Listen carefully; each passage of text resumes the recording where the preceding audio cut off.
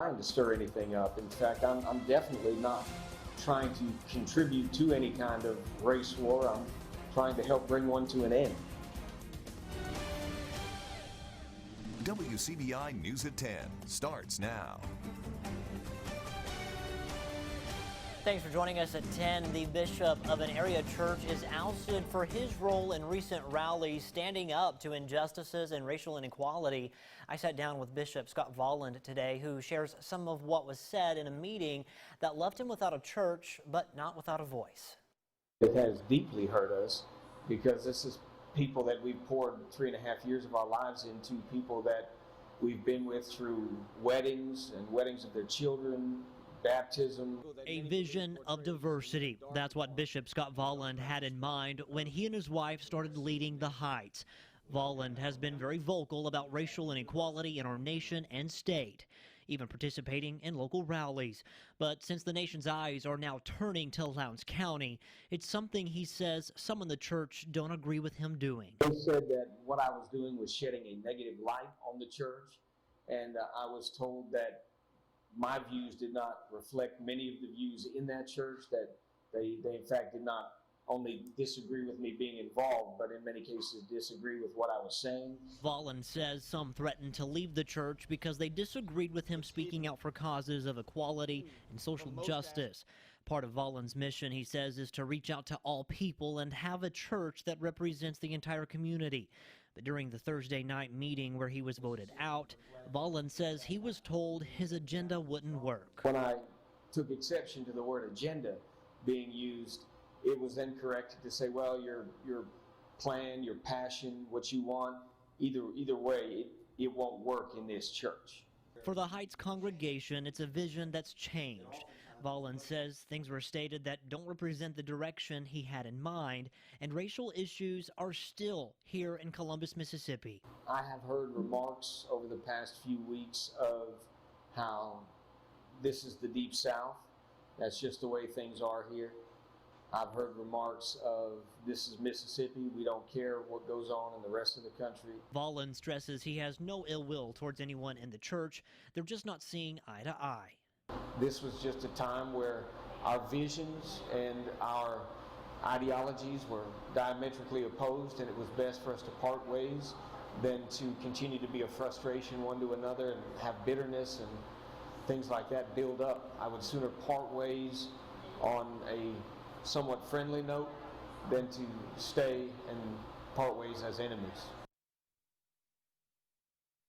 I've also called the Heights and left a message with the office. So far, no one has returned my call. Volland also added that during the vote, the board was deadlocked and one member in support of Volland voted to remove him because there was no common ground being met.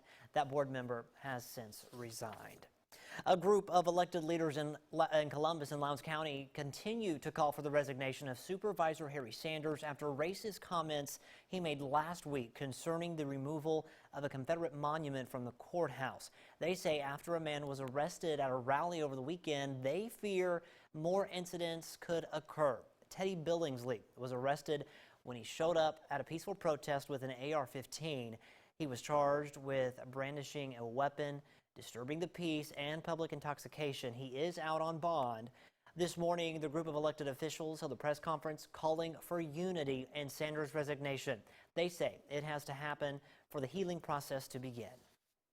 In order for this city and county to unify after the comments that Mr. Sanders has made, is that he just needs to resign. And by him resigning, that will help unify the city of Columbus, that'll help race relations, and it'll help economic development also. He's not even been remorseful or apologetic, which we're not going to accept that. As people are upset, you don't get to say and do that, and you're a leader in the community. Who does that in this political climate? So where Columbus is headed will be defined by how this situation is handled. They were here on the scene. At the press conference, city and county leaders also said they want to see the monument outside the courthouse relocated to Friendship Cemetery. The Board of Supervisors voted to keep the monument at its current location a week ago today. Mississippi's state flag is continuing to be a hot topic here at home and across the country. The SEC and the NCAA have weighed in, banning schools in the state from hosting regionals and championships. Now, some lawmakers are considering a proposal to have 2 official state flags. Governor Tate Reeves says he's against that idea. So is District 41 State Representative Kabir Kareem. He wants the state to adopt a flag that unifies the state as a whole. I believe that the legislature has the authority, and we should make that decision. We made the decision for the state bird, for the state song, for the state plant, trees. We make all these other decisions. Why is this one different than the rest of the decisions that the legislature made? The legislature made the vote to make this flag the official flag, and we should be the ones to make the vote to take it down and have a united flag flying over Mississippi. Mississippi House Democrats have expressed they're also against having 2 state flags. The current flag was adopted by the Mississippi legislature in 1894 rather. Alabama native and NASCAR driver Bubba Wallace took to the track at Talladega today with a big show of support from his fellow drivers as NASCAR and law enforcement are investigating a threat against him. CBS's Jerika Duncan has the very latest. A crowd of NASCAR drivers surrounds Bubba Wallace's race car on the Talladega Superspeedway.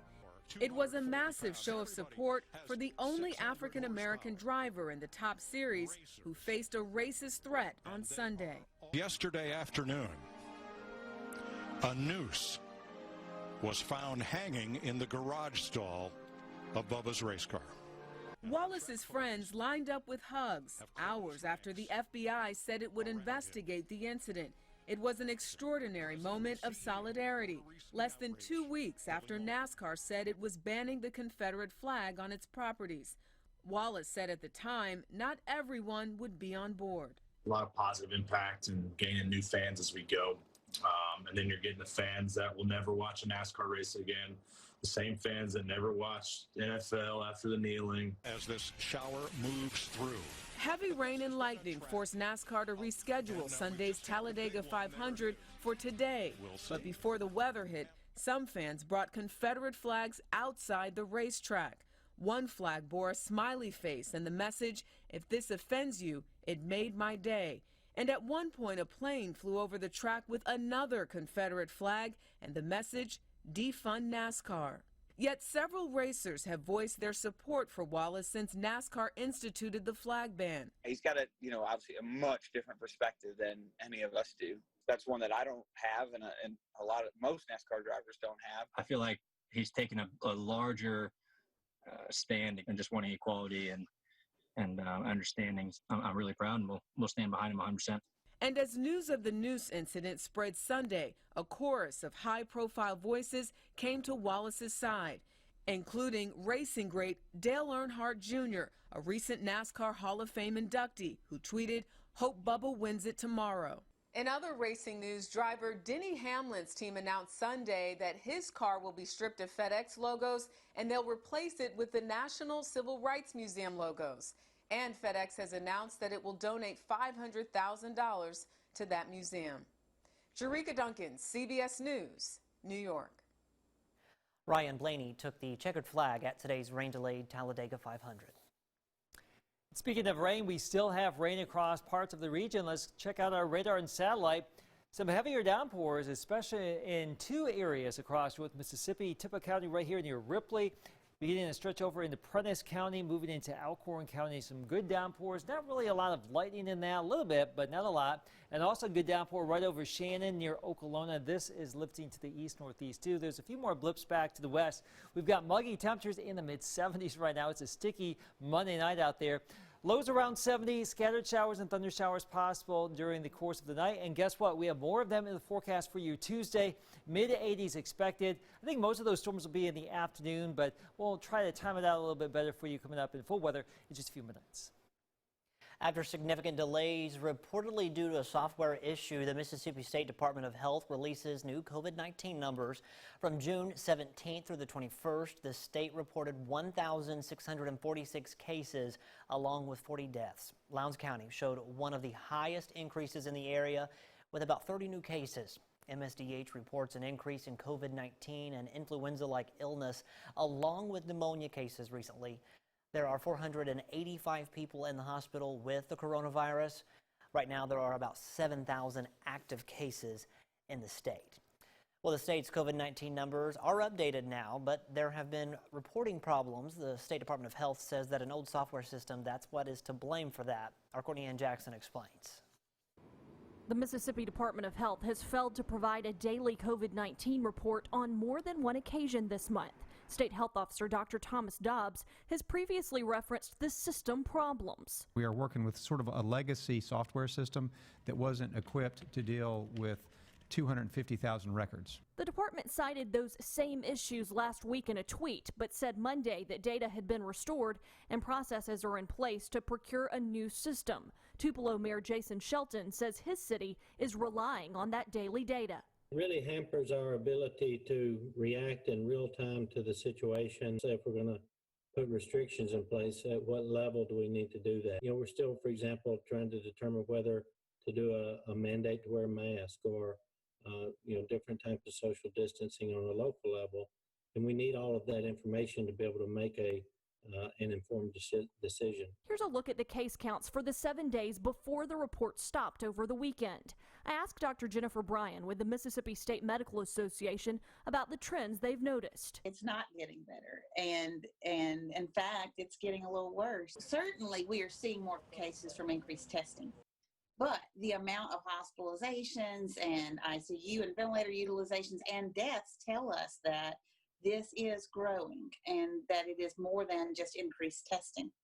One thing to note, Monday's count includes the last 5 days, but June 17th had already been reported. 381 cases, 5 deaths. That would mean there are 1,265 cases and 35 deaths that weren't previously reported, averaging 316 cases per day. Courtney Ann Jackson, WCBI News. All right, we're going to send things over to Chief Meteorologist Keith Gibson. Keith, coming into work this afternoon, it was a bit of a shock. It was just dark and scary looking out there. Good little downpour out there this afternoon, Scott. A nice sunset in the Columbus area. Check it out, our time lapse earlier this evening. Not too bad, a little bit of sunshine there. We still have some rain on radar. We have several more chances of rain. We'll talk about it in your full 7-day forecast next. WCBI First Alert Accuweather forecast with Chief Meteorologist Keith Gibson. Saharan dust, we've been talking about it on again, off again for the last week or so. You may have seen some of these images on social media. You've been hearing the chit chat about it. Well, this is it.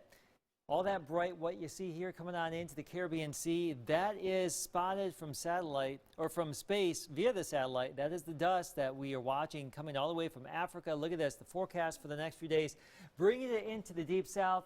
Hazy days, colorful sunrises and sunsets can be expected around here as we get into the weekend. So that could provide some interesting optics as we get into late week into the weekend. Now, in the near term, we have some more summer storms, frequent lightning, gusty wind, heavy downpours, maybe some small hail here. We still have some downpours this evening. Rain chances will be a little bit elevated tomorrow, your Tuesday. In the Wednesday, too, we have a weak frontal boundary coming on in here. And then after that, just some of these pop-up showers and storms, about 30% coverage each and every day. So highs tomorrow somewhere in the mid-80s, around 85 or 86 plus or minus here. Plenty of humidity, and we may see scattered storm clusters from time to time, most likely during the afternoon. Not only tomorrow, but for the next couple of days. Here's our first alert forecast. We've got Ella helping us out, all mixed up in that thick grass. Is getting taller and taller by the second, especially with all these warm, humid days. So the chance of storms will continue Wednesday and Thursday, mid-80s for the next few days, and then we will pop back up to around 90 by the weekend into early next week. Gorgeous sunset from Louisville, Mississippi earlier this evening. That was our Alpha Insurance camera. You can see this rogue shower right here spotted earlier this evening after some of those heavier downpours we had earlier today, and a pretty nice early evening there in Starkville as we went throughout the course of our Monday night. So some heavy downpours near Ripley and Corinth, stretching right along Highway 45 down towards Okolona, Shannon, parts of northwestern Monroe County, and there's also a few blips back here in the Delta. So some showers out there, some thunder showers too. A lot of that goes away by the time we wake up. Maybe some extensive cloud cover early will break up some of that, and then likely develop more showers and storms tomorrow afternoon and evening. It's just going to be random where these clusters go. That will pulse back down, it would appear, and then we'll have another opportunity for some scattered showers and storms as we get into our Wednesday. So That's a futurecast situation. Rainfall is going to vary. Some of you may get soaked several inches. Some of you may miss out on a lot of that. That's just the nature of the beast this time of year. Mid-80s Tuesday, Wednesday, Thursday, lows around 70 here. We'll get back up to around the low 90s starting Friday, carrying us through the weekend into next week. There's your AccuWeather 7-day forecast. More of the show after the break. You're watching WCBI News at 10 with Scott Martin.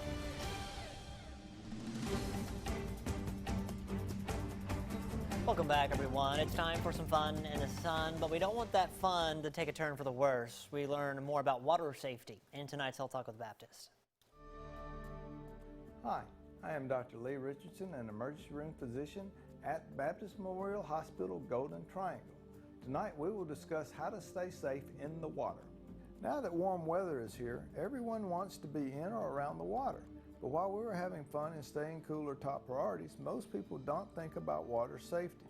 Drowning is the leading cause of death for people between the ages of 5 and 24.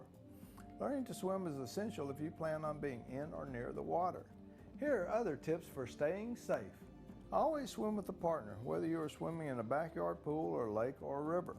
Get skilled. It's always good to be prepared. Learning life-saving skills such as CPR and rescue techniques can help you save a life. Know your limits. If you are not a good swimmer or if you're just learning how to swim, don't go in the water that's over your head. Dive safely. Diving injuries can cause permanent spinal cord paralysis and sometimes even death. Only dive in areas that are known to be safe, such as the deep end of a swimming pool. Never leave children alone in or near a pool or spa, even for a moment. Install a fence at least 4 feet tall around all 4 sides of a pool. Join us next time for Health Talk with Baptist, when we will discuss more water safety tips. Mail your topic suggestions to healthtalk@wcbi.com. Health Talk has been brought to you by Baptist Memorial Hospital Golden Triangle. Chickasaw County residents paused to remember the ultimate sacrifice made by law enforcement officers. The End of Watch Ride to Remember made its way to Chickasaw County this afternoon. The Spokane, Washington-based organization is on a 2-month memorial motorcycle to communities where law officers have died in the line of duty in the last year. The ride through Houston was in honor of Chickasaw County Sheriff's Deputy Jeremy Voiles. Deputy Voiles was killed last August when his car wrecked while he was on duty. Back-to-back champions and looking for more. Ninawaya kicks off the high school football tour. Next in sports. Here's sports with Tom Ebel. The high school football tour is back. We kick off the tour with a visit with the back-to-back reigning 1A state champion Ninawaya Warriors. The Warriors of Winston County are looking to continue their tradition of dominance into 2020. WCBI Sports 2020 High School Football Tour is brought to you by Itawamba Community College, Cannon Ford of Starkville, Monroe County Farm Bureau, Max South Broadband, and the Bank of Vernon. Tough and physical and competitive. That's what we try to be every day. If you ask anyone in Ninawaya, those are the reasons they are the defending 1A state champs. A team known for their grit and toughness hopes those traits carry into wins this season. It's all about how we work down here. Ever since, even before Coach got here, we always had people that came down here and worked and did their best every day to just try and get better, and that's a big part of the success that we've had here. Trying to get these younger guys in here, teach them what Warrior Standard means and what you got to do to uphold to that. Play every game to the Warrior Standard and we'll be good. The Warrior Standard will be put to the test this season, as last year's senior class is arguably the best to step foot on campus, a class that featured all end-zone athletes Talon Glass and Donovan and Devin Turner. We've lost 10 great seniors last year that contributed to the school in a manner that's never before been done by winning 2 championships. Their playoff record was astronomical as far as wins and losses, and they were good kids that did it the right way is the thing we're most proud of. But it's a new year, so we got to have some new young guys step up. The task is made easier as the Warriors return speedster Austin Sanders, as well as 4 offensive linemen and the starting tight end. That's what we're going to lean heavily on early, and Austin Sanders is a weapon he's just a great football player, extremely fast, smart, tough, has great character, and he carried us a lot of the season last year when some of those guys were injured. So we've got a lot of good offensive weapons returning, and we're just excited about getting out and working a little bit. We like to just go and get after you and push you around and, you know, try to run our offense and do what we want to do. And to have all these big, strong, talented guys coming back to help us compete, it's very important for our offense. The Warriors' title defense will start August 21st as they hit the road to play West Lauderdale. Reporting in Nanawoya, Chris Bolton, WCBI Sports.